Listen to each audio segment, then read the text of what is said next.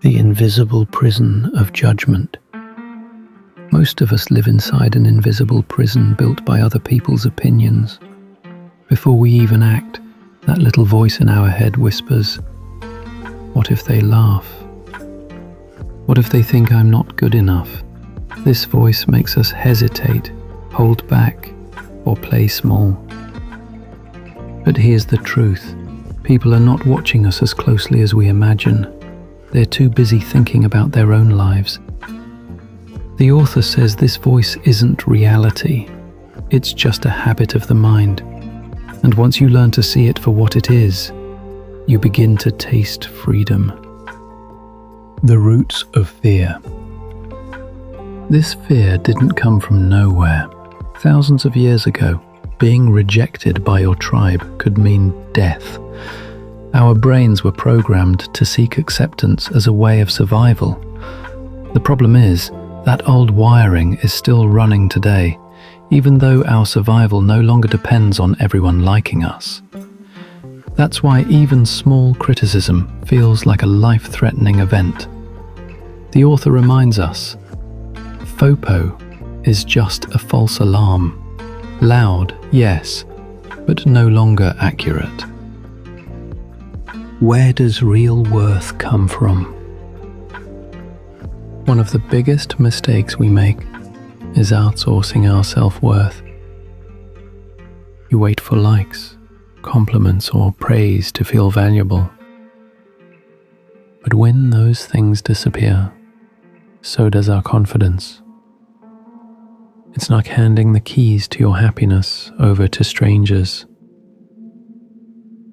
True worth, the author says, comes from inside, from your talents, your efforts, and your values, not from applause. Nobody's watching you that much. One of the most entertaining stories in the book is about a study with college students. They had to walk into class wearing a silly Barry Manilow t-shirt. Most of them were terrified, convinced everyone was staring at them. But in reality, fewer than half the classmates even noticed. This is called the spotlight effect. We imagine the world is focused on us, but really, most people are too caught up in their own problems. Realizing this takes a huge weight off our shoulders.